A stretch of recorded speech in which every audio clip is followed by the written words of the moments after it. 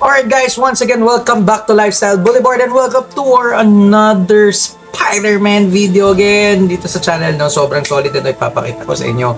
Brother Peter, thank you for sending it out. Dinala mo pa talaga dito sa bahay ko. Sobrang solid. Sobrang thank you. And gusto ko ipakita sa inyo itong ano na to, no? Ito action figure na to. Hindi na to vinyl na collectibles. Hindi na to statue. So, again, I just wanna show you yung sobrang solid na solid and hype na hype ngayon yung Spider-Man Brand New Day ZD Toys, no? Yan! Kita nyo? Sobrang solid. I-unbox natin to sabay-sabay, no? And yan, syempre may kita nyo gawa siya ni Disney. It's from Disney. Diba? Solid yung box niya. And kasi isa lang sa mga sobrang we got this is, you know, we want to start alam mo yun, posing, photography posing or video. Well, my son, my eldest son, already starting his parang stop motion video, no? Pero ako, I just wanna do some posting, maybe photography, or maybe just movement na, alam mo yun, stop motion pa rin, pero loud yung mga ano. Anyway, I just wanna enjoy it. Gusto ko pakita sa inyo to kasi sobrang solid nito. And sinasabi nila, napakalayo daw talaga ng gawa ni ZD Toys nito. Talagang, ang sabi nila talagang ginalingan talaga ni ZD Toys tong ano na to. Itong Brand New Day na to. Talagang ibang-iba compared sa ginawa nila. And a friend of mine, Aris, told me na sabi niya, from other ZD Toys, or maybe because it's Spider-Man, so Spider-Man needs a lot of flexing and moving, you know. And I think, yung iba daw medyo limited yung movement niya, no? Yung posing na nagagawa sa kanya, no? So, sobrang limited. And I think dito daw talaga ginilingan. And they said the details are really good. Talagang, I'm really excited to unbox this kasi I just want to see as well kung gano'ng details. Kasi medyo, ako usually talagang susolidan ako when it comes to details. Syempre, walang tatalo sa Hot Toys. Diba? Pero ang dami na rin third party na gumawa nito. Pero now, I just wanna unbox this and I just wanna see for myself gaano ka-solid yun. Alright, so let's start the unboxing and I'm just gonna unbox this. Syempre, tanggalin na natin yung plastic. Tinanggal na natin, inilis na natin siya sa mismong box niya para medyo ma-cut na natin yung opening kasi matagal tanggalin isa-isa. So, ngayon, out of the box, ito yung mga kasama niya, yung accessories niya, and syempre, unang-una, yung action figure. As you can see, ito yung action figure niya. Di ba? Sobrang solid. First, the color para sa akin. Personally, yung sa personal, ang ganda ng color. Lalo na to blue. Sobrang ganda, promise. Ang ganda niya sa loob. And kung makikita ninyo, yung detail niya dun sa logo niya, embossed. Makikita mo rin sa chest, embossed. Di ba? Tapos syempre, nandyan yung web shooter niya. Tapos at the same time, sobrang solid, movable yung waist na ganyan.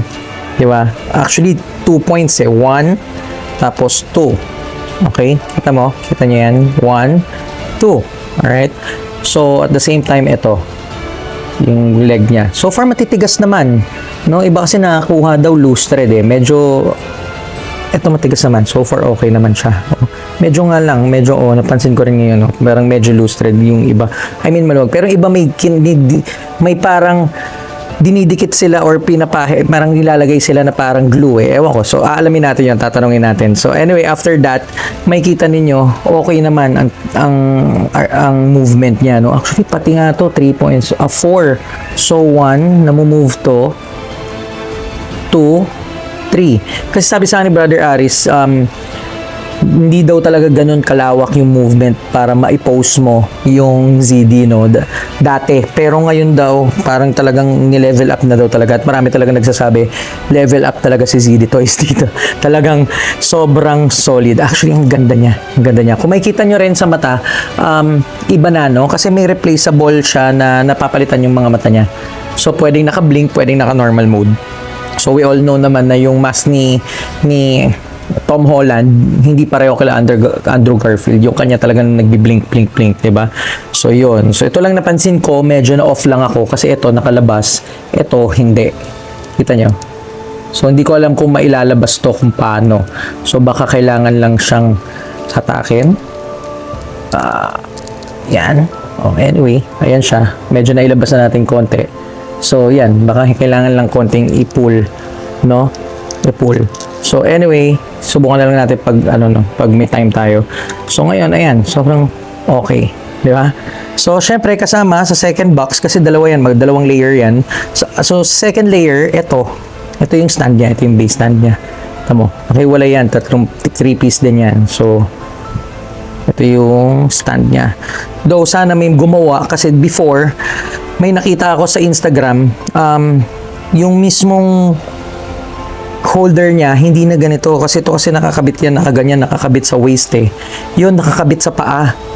So, sobrang linis kasi sa paa lang nakakabit, hindi rin dito sa crotch niya, di ba? Meron iba nasa ilalim. Ito, nakakabit na ganyan. Yung kanyan dito sa paa. Pero daw sa Hot Toys nila ginawa, sana may gumawa rin sa atin dito, no? Sobra talagang anlinis tignan nun pag ganun. So, ayan siya. At the same time, kasama yung mga replaceable hands. Ayan. So, different types of hand positions. Andun yung para naka-web action. Tapos ito naka ganon, so pwede siguro nagka-climb sa wall. Tapos ito naman yung pwede mong ikabit yung web kasi meron din siyang iba-ibang mga web na kasama. So as you could see, kinabit na natin ito. So nakahiwalay yan. So pwede mong ganonin. So pero susunod talaga gagawa tayo ng custom web na nauuso ngayon using wires. So ayan siya. Yan. So mamaya pakita ko sa inyo. So ito siya. Ito pwede natin ikapit dito. Though tinry ko na rin ikapit siya kanina, medyo parang antigas lang. Ayan, pwede rin ganyan. O, ayan. So, ayan siya. Kita niya. Alright. Kita niya. So, yun din siya. So, ngayon, try natin to ikabit sa kanya. So, ito kasi napalitan ko na rin yung kamay para hindi na rin time consuming. Ayan, ganyan siya ka-solid. Oh. Ayan yung web shooter niya. Di ba? Sobrang ganda. So papakita ko rin sa inyo, tanggalin natin tong isa. Ito pupush lang tulak nyo lang galing sa taas, no? Tulak nyo lang galing sa taas, tapos kunin nyo yung blinking eye mode, kabit mo, and naka-magnet na yun na yun. And so far yung magnet, di ba, minsan baka mapaisip tayo, nakakatakot naman kasi baka mamaya matanggal lang o mahulog. Hindi naman, so far hindi. Sobrang sarap laruin ito, grabe. Ngayon na lang talaga ako nakahawak ulit nito. Balik bata tayo ngayon ng action figure na talagang ganito yung movement niya, sobrang articulated. Angas. So ayan siya. Yun. Pero may nakita rin ako, actually pwede nyo siyang i-custom, no? Ang turo sa akin ni Brother Aris, pwede mo siyang bilan ng mga damit, no? So, bilan ng damit sa Shopee, may mga damit din siya. I think for 110 dapat ang hanapin ninyo. Pwede mong balitan. May nakita ako nagpalit ng paa. Actually, galing din ng paa niya. Tingnan mo. Namumove din to. Ayan Ayan nyo. Kala mo nabalian si Spider-Man, di ba? Pero para lang mas loud yung galing. Sobrang galing. Ang dami nang nagagawa dito kay ZD. Tapos at the same time, again, pwede nyo siyang palitan ng damit. May nakita ako nagpalit ng sapatos, no? Naka-Jordan. So, pwede nyo lagyan din ng hoodie, pants. Sa inyo yun. Paano nyo lararuin? And may isa akong sobrang solid. 3D printed siya. Dalawa sila eh. So, meron ako nagustuhan na naka-half yung muka. Tapos yung mask nakapatong sa ibabaw, no? Pero mukha ni Tom Holland. Tapos 3D printed siya, pero sobrang linis talaga ng pagkagawa niya. As in, sobra talagang linis.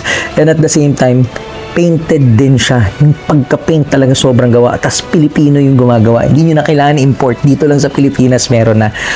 Hanapin nyo na lang. Pero sobrang solid talaga ng pagkagawa nun. I mean, believe talaga ako. Pero anyway, so ang dami nang nagagawa ngayon dito sa mga action figures ngayon, no? So this is the ZD Toys, Marvel Studios Spider-Man Brand New Day, no? This is a 110 scale. So ayan, yan yung mga kasama niya. Ingatan nyo lang kasi ito kanina medyo nahulog ko. So naghanap ako ng mata. So ayan. So ngayon, susunod paglalaroan naman natin siya. We'll try to make short videos, yung mga posing, stop motion, di ba? Tingnan natin kung paano natin lalaroin tong bagong hobby natin, no? So, once again, thank you for watching Lifestyle Boulevard. And again, I hope you guys like this video. And I hope nagustuhan ninyo yung nagustuhan nyo rin tong ZD, kasi kung talagang nagustuhan nyo siya, kumuha na kayo. Medyo mahirap maghanap at nagkakaubusan and wala rin yata sa mga stores. So I think online, so marami nakakabili sa Shopee. Pero Brother Peter, thank you for this kasi siya yung nagdala pa dito sa bahay. Anyway, sobrang solid. And again, thank you for watching Manila Hype Life. Please, Lifestyle Boulevard. Sorry, Manila Hype Life is my other channel. Lifestyle Boulevard. And please don't forget to like and share and subscribe to this channel. And God bless everyone.